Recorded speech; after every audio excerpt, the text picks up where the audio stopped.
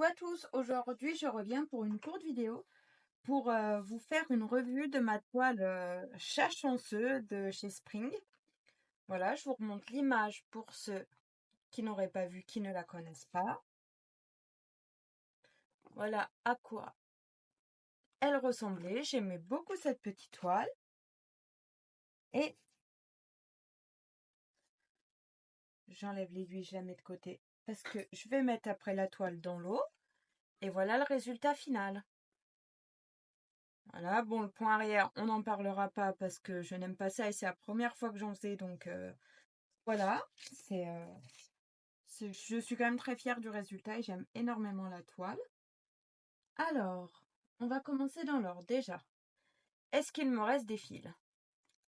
Oui, il en reste quand même pas mal. Il reste de toutes les couleurs, alors que en plus j'en ai emmêlé, j'ai cassé un ou deux fils. Donc comme vous pouvez le voir, il y avait largement assez de fils, hein. Il en reste quand même énormément. De toutes les couleurs, du noir, du jaune, le rouge, les verts, les beiges, les roses, les oranges. Il me reste de tout. Donc ça, c'est un bon point. Je vais les garder au cas où. La pochette, je vais la réutiliser pour mettre un petit projet dedans. Je pense mon projet chouette parce que voilà. Alors maintenant, bon, j'ai peut-être pris un peu petit. Non, ça va. Je vais la mettre dans l'eau pour faire disparaître les écritures. Alors sinon, qu'est-ce que j'ai pensé de cette toile? Alors j'ai vraiment aimé la broder. C'était la première fois que je brodais une toile Spring. Et franchement, je ne suis pas déçue du résultat. Déjà de 1, il est très harmonieux. J'aime beaucoup le résultat. Et de 2, elle était vraiment très agréable à broder. C'était souple, mais pas trop non plus. Franchement, l'aiguille, par contre, l'aiguille Spring, je la garde vraiment de côté parce que je l'ai trouvée géniale, l'aiguille. Donc ça, c'est un bon point. Et c'était ma première toile de chez Spring, mais une chose est sûre, ce ne sera pas la dernière. Bon, maintenant, elle fait trempette pour effacer les écritures qui commencent déjà tout doucement à partir. C'est de l'eau tiède, hein.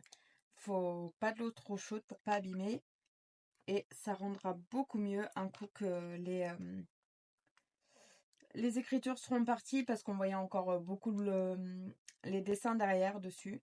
Donc voilà, là elle va tremper une petite heure. Je vous reprendrai peut-être quand les écritures seront parties pour voir le résultat. Et cette toile-là, je vais l'encadrer parce que je veux l'offrir. Mais en tout cas, pas du tout déçue par l'étoile Spring. C'était vraiment une toile très chouette à broder.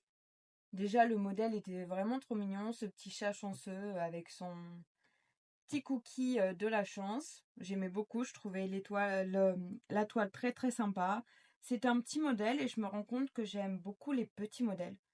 Parce que ça va assez vite, donc on peut faire plusieurs petits projets à côté des grands projets, ce que je trouve plutôt assez sympa. Moi qui aime bien terminer quand même mes projets, donc je pense que je referai d'autres petits projets. Et c'est sûr et certain par contre que je referai une toile Spring parce que je les ai trouvées super agréables à broder. Bon, malheureusement, j'ai vu que en regardant un peu les modèles, qu'ils ont beaucoup de points arrière. Et franchement, c'était la première fois que je faisais du point arrière et je peux vous dire, j'aime pas trop ça.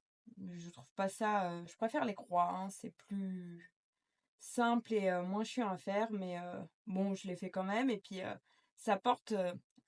C'est paradoxal ce que je vais dire. D'un côté, c'est un peu gavant, je trouve, à faire parce que c'est assez long et fastidieux. Mais d'un autre côté, bon, au niveau des mains, hein, comme vous avez pu voir, c'est loupé, mon point arrière, mais bon, c'était la première fois que j'en fais. On dirait qu'il a des petites pattes rikiki au niveau des pattes avant, mais bon, j'aime bien quand même, hein, je suis quand même très fière du résultat. Mais le point arrière, c'est comme je disais, c'est un peu galère à faire. J'ai pas trop aimé le faire.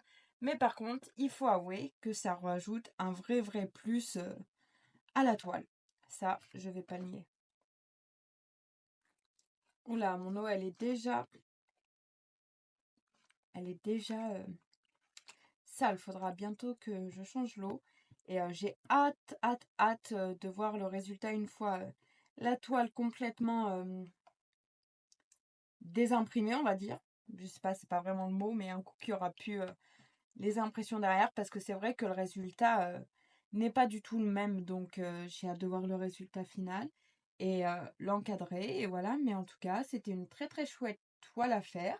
Si vous voulez tester du spring que vous avez jamais testé, je vous recommande vivement, et je vous dis à tout de suite. Donc voilà, je montre le résultat une fois que la toile a trempé dans l'eau. C'est le résultat final au final. Beaucoup, beaucoup, beaucoup. Attendez, je vais vous zoomer. Voilà. Et voilà. Comme vous pouvez le voir, ça rend vraiment très très bien une fois totalement fini. Bon, sauf les bras, je suis un peu déçue là et là sur mon point arrière, mais c'était une première pour moi, le point arrière. Donc je suis quand même fière du point arrière que j'ai réalisé. C'était vraiment une chouette petite toile à faire. J'aime beaucoup les petits projets parce que justement c'est rapide à réaliser. Ça fait du bien aussi de temps en temps de terminer un petit projet. Il me reste plus qu'à trouver un petit cadre pour l'encadrer. Et puis en attendant, je vous dis à très bientôt pour une nouvelle vidéo. Je vous fais des gros bisous. Bye bye.